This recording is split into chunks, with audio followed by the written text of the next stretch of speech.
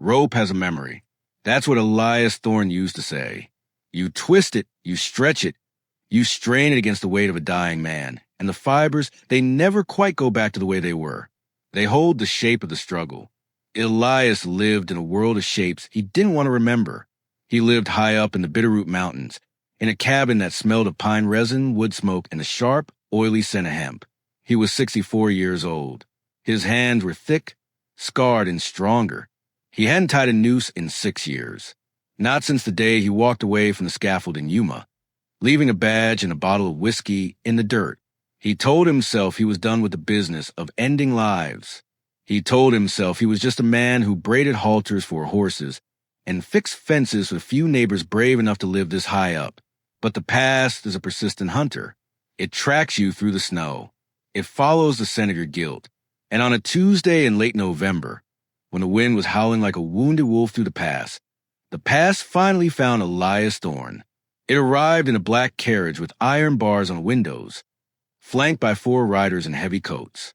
Elias was sitting on his porch, whittling a piece of cedar. When he heard them, the wheels crunched over the frozen ground. The horses blew steam into the gray air. Elias didn't stand up. He just stopped whittling. He knew the lead rider, Sheriff Hangman Holloway, a man who earned his nickname not because he pulled the lever, but because he enjoyed watching the drop. Holloway rode up to the porch, his face hidden beneath the brim of a black hat, his eyes cold as a frozen creek. "Morning, Elias," Holloway said. His voice was smooth. "Sheriff." Elias nodded. He didn't look at the carriage. He didn't want to see what was inside. He knew. "We got a situation," Holloway said, leaning forward on his saddle horn. "Judge in Durango sentenced a prisoner to hang. But the town is getting soft. No one has the stomach for the job. And the local knot tier, he's got the shakes. We need a professional. We need the best." Elias shaved a curl of wood off the cedar stick. "I retired." "Justice don't retire, Elias." Holloway smiled, but it didn't reach his eyes. "And this is a special case. High profile. Needs to be done right. Needs the 13th knot." Elias froze. The 13th knot. It wasn't just a name. It was a legend in the territory. A hangman's noose typically has 8 coils, maybe 9. But 13? 13 was a superstition. 13 was, for the worst of the worst. It was a knot Elias had tied only once before, and it was the reason he had quit. It was a knot meant to ensure the neck broke instantly. A mercy, some called it. A curse, said others. "I said I'm done," Elias said, his voice low. Holloway signaled to one of his men. The deputy dismounted and walked to the back of the carriage. He unlocked a heavy padlock and swung the door open. Elias didn't want to look, but he was a man who looked things in the eye. He stood up, his knees popping, and walked to the edge of the porch. Inside the cage, huddled in the corner under a thin, filthy blanket, was a girl. She couldn't have been more than 19. Her hair was matted with straw and dirt, but beneath the grime, it was the color of autumn leaves. Red hair, just like his daughter's had been before the fever took her. The girl looked up. Her eyes weren't wild. They weren't weeping. They were hollow. They were the eyes of someone who had already died and was just waiting for her body to catch up. "Her name is Sarah," Holloway said. "Killed her husband. Poisonous stew. A cold-blooded thing." Sarah didn't speak. She just shivered. The wind cut through the bars of her cage, biting at her bare arms. Elias looked at her hands. They were small, bruised, the fingernails broken. "She don't look like a killer," Elias said. "They never do," Holloway replied. "We hang her at dawn. Right here on your land. We got the timber in the wagon. You build the drop. You tie the knot. We pay you $500 in gold, and we leave you alone. And if I say no," Holloway's hand drifted to the colt on his hip, "then we assume you're aiding a fugitive, and maybe we find a use for that rope on you instead." The threat hung in the air, heavy as the coming snow. Elias looked at the 4 armed men. He looked at the girl. He looked at the gray sky. He knew he couldn't fight them all. Not here. Not in the daylight. "Unload the timber," Elias said. Holloway grinned. I knew you were a reasonable man. They spent the afternoon building the gallows. The sound of hammers echoed off the canyon walls, a rhythmic, ugly noise that disturbed the silence of the mountains. Elias worked with the efficiency of a machine, fitting the beams, testing the trapdoor, but his mind was working on a different architecture. He watched the men. He counted their rounds. He noted how Holloway liked to sip from a silver flask every hour. He watched where they staked the horses. They locked Sarah in Elias's woodshed for the night. Holloway posted a guard at the door and took the cabin for himself, kicking his boots up on Elias's table. Elias was sent to the barn to sleep with the horses. Get some rest, old man, Holloway sneered. You got a big day tomorrow. Night fell like a hammer. The temperature dropped. The wind picked up, screaming through the pines.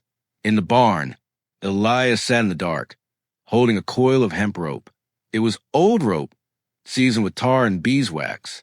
Flexible, silent, he closed his eyes and felt the texture of it. He remembered the girl's eyes. He remembered the bruise on her jaw that Holloway claimed was from the arrest. But Elias knew the shape of a man's fist when he saw it. Poison her husband? Maybe. Or maybe she just fought back against a man who deserved it. In the West, the difference between a victim and a criminal often depended on who was telling the story. Elias stood up. He didn't reach for a gun. He reached for his knife and 3 lengths of rope. If you're still here listening to this, you know that some battles aren't won with bullets. They're won with patience. And if you've ever had to make a choice between what's legal and what's right, go ahead and hit that like button. It helps more than you know. And trust me, you'll want to subscribe because the night is just getting started. Elias moved through the back of the barn, slipping out a loose board he'd meant to fix for years. The wind covered the sound. He crept through the snow, moving not like a man of 64, but like the ghost he felt he was. He reached the woodshed. The guard was huddled against the wall, trying to light a cigarette, his rifle leaning against the door. A rookie mistake. Elias didn't kill him. He didn't believe in killing unless he had to. He dropped a loop of rope over the man's shoulders, cinched it tight, and yanked him backward into the snowbank. Before the boy could scream, Elias had a gag in his mouth and his wrists bound with a knot that would take a sailor 3 hours to undo. He opened the shed door. Sarah was curled in a ball on the dirt floor. She flinched when the moonlight hit her. Quiet, Elias whispered. Can you ride? She looked at him, confused. You're the hangman. Not tonight, Elias said. Tonight, I'm just Elias. Can you ride? Yes, she whispered. If you enjoy the story to this part, just type the time you're listing the story from. He gave her his heavy coat. It swallowed her small frame. He led her to horses, saddled his own mare, a steady beast named Bess, and cut the tethers of the sheriff's horses.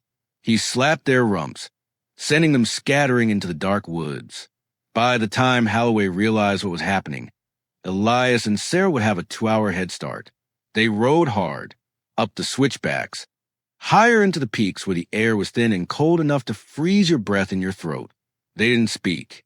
They couldn't. The wind was too loud, and the fear was too close. Morning broke with a pale, sickly light. They had reached a high ridge overlooking the valley. Elias pulled the horses to a stop. They needed to rest the animals, or they'd die under them. He helped Sarah down. She practically fell into his arms, her legs numb from the cold and the ride. He built a small fire in the shelter of a rock overhang, using dry moss that wouldn't smoke. He boiled coffee in a battered tin pot. He handed her a cup. She held it with both hands, the steam rising into her face. Why? She asked. Her voice was raspy. You don't know me. Elias stared into the fire. I know enough. I saw the way Holloway looked at you. That wasn't the look of law. That was the look of ownership. Sarah looked down. My husband, he was Holloway's cousin. A bad man. He beat me when he drank. He beat me when he lost at cards. One night, he came home with a knife. I didn't poison him. I hit him with a skillet. He fell. He didn't get up. Elias nodded slowly. Self-defense. But in a town run by the dead man's cousin, it was murder. They call you the knot master, she said quietly. They say you can tie a knot that never slips. I can, Elias said. Why did you quit? Elias took a long sip of the bitter coffee. Because a knot is meant to hold things together, Sarah, not tear them apart. I spent 30 years tearing families apart. I figured my ledger was dripping with enough red ink. So you're saving me to balance the books? Maybe, Elias said, or maybe I just got tired of digging graves. But peace is a rare thing in the high country. By noon, Elias spotted them, far down in the valley, for black specks moving against the white snow. Holloway had managed to round up his horses, and he was tracking them. Holloway was a bloodhound. He wouldn't stop, not for the cold, not for the distance. We have to move, Elias said, kicking snow over the fire. Where? Sarah asked, panic rising in her voice. There's nothing up here but rock and ice. There's a Devil's Loom, Elias said. The Devil's Loom was a natural stone bridge, a narrow arch of rock spanning a gorge 200 feet deep. It was the only way across to the territories where Holloway's badge meant nothing. But crossing it in this wind, it was suicide. They rode for 3 hours, the horses struggling in the deepening snow. The air grew colder. The sky turned a dark, bruised purple. A storm was coming, a blizzard. Elias knew that if the snow hit before they crossed the bridge, they were dead. If Holloway caught them before they crossed, they were dead. They reached the gorge just as the first snowflakes began to fall. The bridge was narrower than Elias remembered, a strip of slick, icy stone, barely wide enough for a horse. The wind howled up from the abyss, sounding like 1,000 screaming souls. We have to walk them across, Elias shouted over the wind. Don't look down. Look at my back. Just look at my back. Sarah was trembling, but she grabbed Bess's reins. Elias took the lead. Step by agonizing step, they moved out onto the arch. The wind buffeted them. Tried to shove them into the void. Pebbles skittered over the edge, falling into silence. They were halfway across when a gunshot cracked through the air. Elias felt the tug on his sleeve as the bullet tore through the fabric. He spun around. Holloway was there. He had ridden his horse nearly to death to catch them. He stood at the edge of the gorge, rifle raised, his face twisted in a rictus of hate. His 3 deputies were behind him, dismounting. End of the line, Elias. Holloway screamed. Nowhere to run. Elias looked forward. 50 yards to the other side. Too far. They'd be cut down before they made it. He looked back. Holloway was blocking the retreat. They were trapped on a ribbon of ice in the sky. Let her go, Holloway. Elias roared. She acted in self-defense. She killed Evans. Holloway shouted. And you betrayed the law. Holloway fired again. The bullet struck the stone near Sarah's feet. Her horse reared. Sarah screamed, slipping, her boots scrabbling on the ice. She slid toward the edge. Elias lunged, grabbing her arm just as her legs went over the precipice. She dangled there, 200 feet of nothing beneath her. Hold on. Elias grunted, his boots sliding on the slick rock. He was strong, but the angle was bad. He was holding her weight and fighting the wind. Holloway laughed. He lowered his rifle. Look at you, the great hangman, hanging on by a thread. Drop her, Elias. Drop her, and I might let you live. Elias looked at Sarah. Her eyes were wide, terrified. Don't let go, she whispered. Elias looked at Holloway. He looked at the rope coiled across his chest. The rope he had carried from a barn. The rope he knew better than his own name. I don't drop people, Elias growled. He did something Holloway didn't expect. He didn't pull Sarah up. He couldn't, not without leverage. Instead, he grabbed the rope with his free hand. With a flick of his wrist, a movement practiced 10,000 times in the dark, he cast a loop. It wasn't a lasso throw. It was a hangman's cast. The heavy knot at the end of the rope, the 13th knot, heavy and hard as a rock, sailed through the air. It didn't aim for Holloway. It aimed for a jagged spur of rock jutting out above Holloway's head on the canyon wall. The rope whipped around the spur. The heavy knot swung around, catching the main line and cinched tight. Instant tension. Elias wrapped the other end around his wrist. He looked at Sarah. Trust me? And then Elias jumped. He threw himself off the bridge, holding Sarah tight against his chest. Holloway screamed in shock. He ran to the edge, expecting to see them falling to their deaths. But they weren't falling. They were swinging. The rope snapped taut. The anchor point held. Elias and Sarah swung in a massive, terrifying arc on the bridge, flying over the abyss. The wind roared in their ears. It was a pendulum of survival. They swung past the drop, past the gorge, and slammed into a snowbank on the far side of the canyon. 20 feet below the ledge, but alive. Elias groaned, the impact knocking the wind out of him. He checked Sarah. She was gasping, covered in snow, but whole. "You crazy old fool," she breathed, half laughing, half crying. "Tell me, what part are you enjoying in this story?" Above them, Holloway stood on the bridge, staring down. He raised his rifle again, but the distance was too great, and the wind was too strong for a clean shot, and he couldn't cross. The bridge was blocked by his own fear. Elias stood up, shaking the snow from his coat. He looked up at the sheriff. He untied the rope from his wrist and let it dangle. "Go home, Holloway." Elias shouted. His voice echoed off the canyon walls. "The knot held. Justice is done." Holloway cursed, firing a few wild shots that pinged harmlessly off the rocks. But he knew he was beaten. The storm was closing in.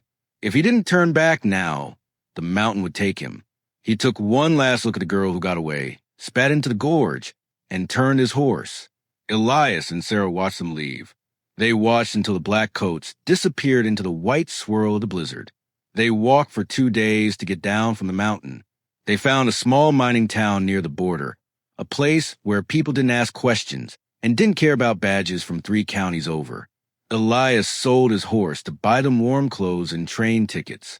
He stood on the platform as the steam engine hissed, ready to take Sarah west to California, to a new life where no one knew her name. "You could come," she said. She stood in the open door of the train car. "There's room." Elias smiled. It was the first time he had smiled in years. It cracked the leather of his face. "No, my mountains are back there, and I got a cabin to fix."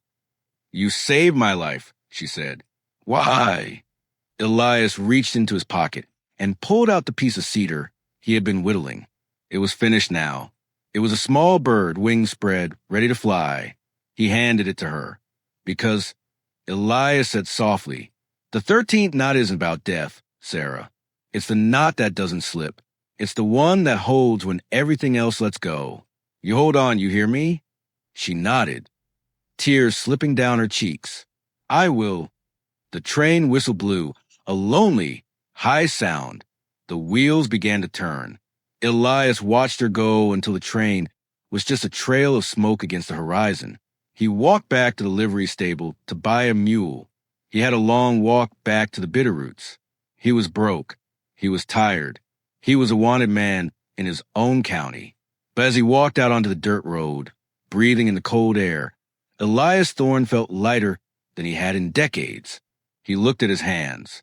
They were steady, because sometimes the only way to untie the knots of your past is to use them to save someone's future. And if you're sitting there wondering if it's ever too late to change who you are, take a look at Elias. It ain't about the rope, friend. It's about the hands that hold it. If this story kept you by the fire, hit that like button. Share it with someone who needs a reminder that second chances are real. And subscribe, because out here in the West, the stories don't end. They just ride over the next ridge.